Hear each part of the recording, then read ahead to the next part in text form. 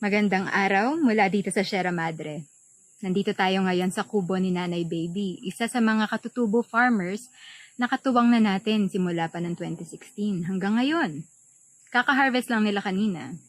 At tuwing nakakasalamuha ko sila, hindi ko maiwasang maisip at mapaisip tuwing bababa ako sa bayan at makikita ang mga kalakal ng ating mga farmers at ang presyo na pabago-bago sa merkado.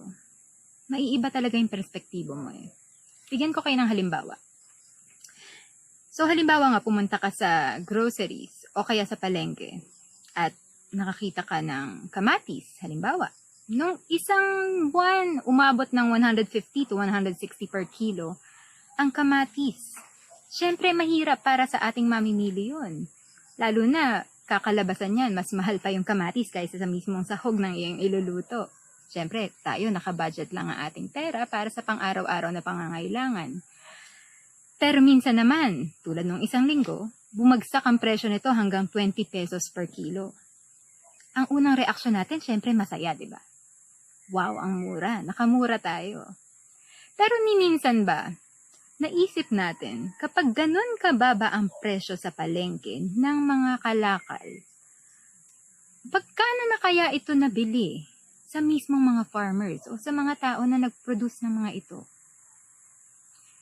Base sa mga aktual na figures at galing ito sa mismong mga kamatis farmers dito sa Luzon. Nung isang linggo nga, 20 pesos sa palengke, ang kuha sa kanila, 3 piso kada kilo. Matutuwa ka ba nun? Isa ulit paglalarawan. Imaginein mo, halimbawa lang, sa 500 square meters na lupa, makakapag-produce ka ng 1,000 kilos ng kamatis. Pero yung 1,000 kilos na yon, hinintay yan ng 3 buwan. Inalagaan, diniligan, nilinisan, meron dyang mabubulok, meron dyang makakain ng hayop, meron dyang masisira. Tapos, kapag oras ng anihan, bibilhin sa farmer ng 3 piso kada kilo, anong kakalabasan nun? 3,000 pesos lang ang kikitain ng ating farmer sa 1,000 kilo ng kamatis. At yan na ang kanyang kita sa loob ng 3 buwan. 3,000 piso pagkatapos ng paghihirap na yon. Sa tingin nyo, yan ba ay makatarungan? Yan ang isa sa mga bagay na hindi na naiisip ng mga consumers ngayon. Depende na lang sa kinalalagyan ng buhay kung ano ang perspective natin sa pagkain.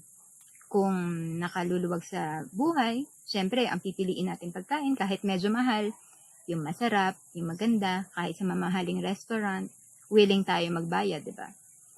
Pero kapag medyo mahirap ang buhay, pipilitin nating i-budget ang ating pera para lang mapagkasya, magkaroon lang tayo ng pagkain sa hapagkainan. Pero kung kahit anong sitwasyon ng buhay, ni minsan ba naisip natin kung sino ang mga farmers, ang mga tao na naghirap para magkaroon tayo ng gulay, prutas, kanin, karne, itlog sa ating hapagkainan? Diba hindi? Hindi natin naiisip yon. Masyado na tayong naging disconnected sa mga pinaggalingan ng ating pagkain.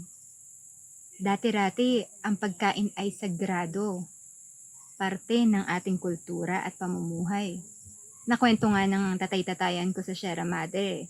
Dati raw, ang mga katutubong dumagat kapag nangaso at may nadalang pagkain, wala munang kakain hanggat hindi lahat nakaikot at sabay-sabay na maghahati-hati sa kanilang ani o napangaso. Pero ngayon, ang pagkain ay unti-unti na naging pribilehiyo, lalo na sa mga marginalized communities. Ang mas malungkot pa nun, sa mga malalaking kumpanya, ang pagkain ay naging business na lamang. Di bali na kung ano mangyari sa mga farmers o kaya mahirapan man ng consumers kung mahal, basta ang focus nila kumita. Yan na lang ang nagiging halaga ng pagkain sa ngayon. Kung hindi pa nangyari itong COVID-19 pandemic, baka tuloy-tuloy nang magiging ganun ang tingin natin sa pagkain. Pero nung tayo na lockdown na nga ng 1 taon, unti-unti nating nakita kung ano ba talaga ang bagay na tunay na mahalaga. Yung mga bagay na akala natin hindi tayo mabubuhay kung wala yung mga yun, tulad ng gadgets, mamahaling sapatos, sasakyan, latest fashion trends na talagang pinag-iipunan pa natin, minsan kahit hindi kumain para lang mabili lang yun. Lahat yan ay nawalan ng saysay nung nakulong na tayo at buhay na natin na nakasalalay. Nung hindi na tayo makalabas ng ating mga tahanan, ano ang una nating hinanap? Pagkain, di ba? At sa loob ng 1 taon na tayo ay naka-lockdown, sa tingin nyo, paano nangyari na tuloy-tuloy na may pagkain tayong nakukuha at dumarating? Diyan lumabas ang kahalagahan ng local agriculture. Yung mga farmers natin, ibig sabihin, kahit may pandemya, tuloy-tuloy silang nagtanim, nag-produce ng ating mga pagkain para meron tayong makain, para mabuhay ang ating mga mamamayan. Noong mga panahon na hindi tayo makapag-import mula sa ibang bansa dahil syempre, maliban sa quarantine protocols, uunahin nilang pakainin yung sarili nilang mga citizens, di ba? Sino ang nag-step up? Ang ating mga local farmers. Pero nung normal pa ang panahon, wala pang pandemya, hindi naman natin sila naiisip. And it's about time that we change this mindset. Kung dati-rati, ang iniisip lang natin kung ano yung mas nakabubuti sa atin, gusto natin yung napakaganda ng mga produkto, walang butas, halos napakagandang i-display sa mga shelves tulad na nakikita natin sa commercials. Maaring sa susunod, mas tingnan natin kung ano yung pwede rin nating maitulong sa ating mga farmers. Pinili nga nila na ituloy ang pagtatanim at suportahan tayo sa mga panahon na sobrang kailangan natin ng supply ng pagkain habang tayo ay naka-lockdown. Ngayon, tayo naman yung mag-isip ng paraan to consciously support them. And one way to do this is through Community-Supported Agriculture or CSA. Ito ang sistema na pinaiiral namin sa Shereza ngayon. Sa madaling salita, ito ay isang holistic na paraan para mahikayat ang komunidad ng mga consumers tulad natin at komunidad ng mga farmers para suportahan ang isa't isa. Hindi ito tulad ng typical na nakasanayan na sistema ngayon na ang magsasaka ay tagapagtanim lang. Tapos may pupunta na middleman sa kanila, papakyawin yung kanilang mga ani, babayaran sila, tapos wala na silang pakialam. Yung mga farmers, hindi na nila alam kung ano mangyayari sa kanilang produkto pagkabigay sa middleman. Tapos si middleman naman pupunta sa palengke, ibabagsak doon, wala na ulit pakialam. Tapos mula sa palengke, mapupunta sa retailers, mapupunta sa ating mga consumers. Walang paraan sa sistemang ito na malaman ng consumers kung saan nanggaling ang ating mga pagkain. Kaya hindi rin natin masisi kung bakit sobrang disconnected tayo sa source ng ating pagkain. Sa CSA, hindi ganito. Two-way model siya. It's a two-way system. Nagtutulungan yung dalawang komunidad. Ang orihinal na model ng CSA ay nagmula sa ibang bansa. Pero may pailan-ilan na rin na gumagawa nito sa Pilipinas. Ang ginagawa nila noon ay parang prepaid system kung saan ang customer ay nagbibigay ng pangunang bayad sa farmer, parang advance payment. Vegetable subscription ang tawag nila doon. Ito ay nakakapagbigay ng pangunang pondo sa farmer para ayusin ang kanyang taniman, makapagtanim. At sa panahon ng anihan, bibigyan naman ngayon ng farmers ng shares ang kanilang subscribers. Pero hindi sa lahat ng komunidad ito ay uubra. Siyempre, bawat komunidad, iba-iba ang sitwasyon. Yung iba, kaya nilang magbayad ng in advance. Yung iba, kahit isang tuka. Kung ano lang yung pera nila ngayon, yun lang yung maibibigay nila sa ngayong panahon. Kaya, ginawa natin ng paraan para ma-customize ang napakagandang modelo ng community-supported agriculture dito sa Shereza. So, imbes na basta lang siyang prepaid system, ginawa natin siyang full-blown livelihood program kung saan Ang mga komunidad ay tumutulong pang-una sa pag-develop ng livelihood ng farmers mula sa knowledge sharing hanggang sa pagtatanim, hanggang sa pang-unang bili ng mga binhi ng farmers, at pagdating ng anihan, tuloy-tuloy pa rin ang suporta hanggang sa marketing. Ang kagandahan nito, nakaabang ang mga consumers sa produkto ng mga farmers kaya merong siguradong market ang mga farmers. Meron na tayong proof of concept para dito. Sinimulan natin to ng 2016 sa pagitan ng komunidad ng Los Baños at ng mga dumagat farmers dito sa Daraitan, sa Tanay. Ang mga institusyon sa Los Baños na eksperto sa agrikultura ay nag-pitch in para magbigay ng karagdagang kaalaman sa ating mga farmers tungkol sa organic agriculture, sa sustainable farming. At unti-unti nating inalalayan ng mga farmers hanggang sa makuha nila yung mga techniques at maidagdag ito sa kanilang kaalaman hanggang sa sila ay makaani ng mga gulay at prutas. Tapos, ang mga aning ito ay siya namang muling tinatangkilik ng mga customers sa Los Baños saan sila naman ay binebentahan natin sa presyong hindi sila matataga. Ang tawag natin dito ay ang fair trade model na siyang sinusunod sa CSA. Fair para sa farmers at dapat fair din para sa mga consumers. Ang isa pang katangi-tanging bagay tungkol sa CSA ay ang halos fixed pricing buong taon. Hindi ito katulad sa palengke o sa groceries na pabago-bago, erratic ang pricing. Halimbawa, balikan natin yung kamatis na example kanina.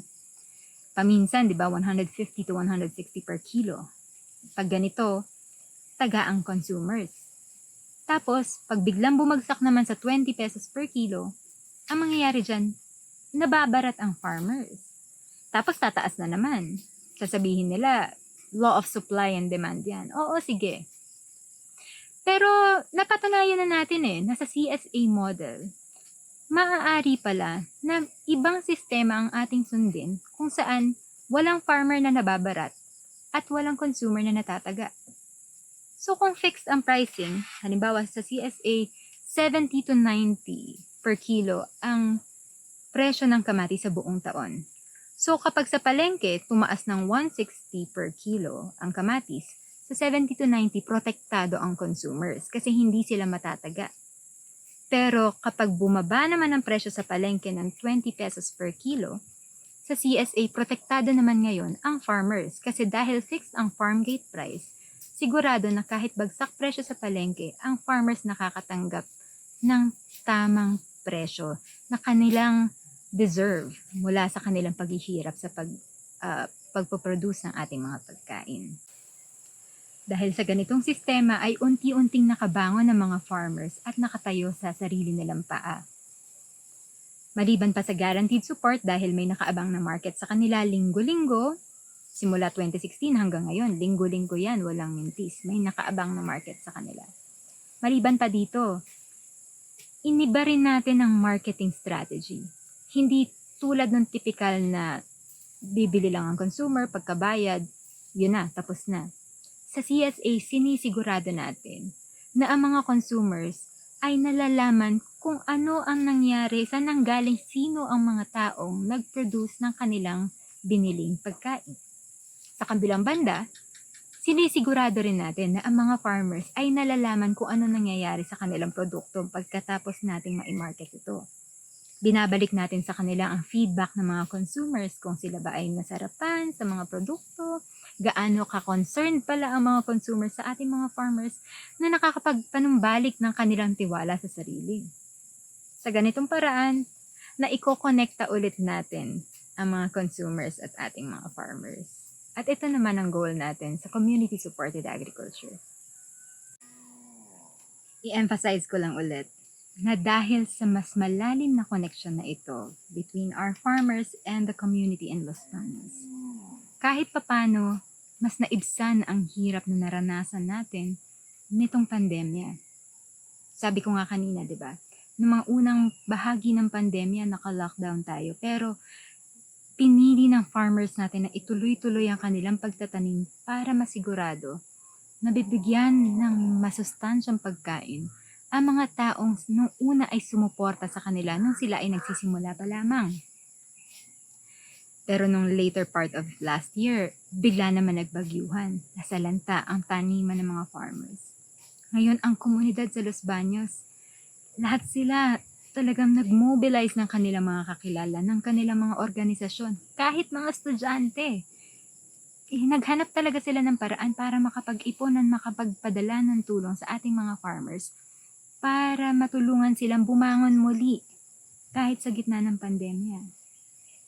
Napakagandang pagtutulungan between communities.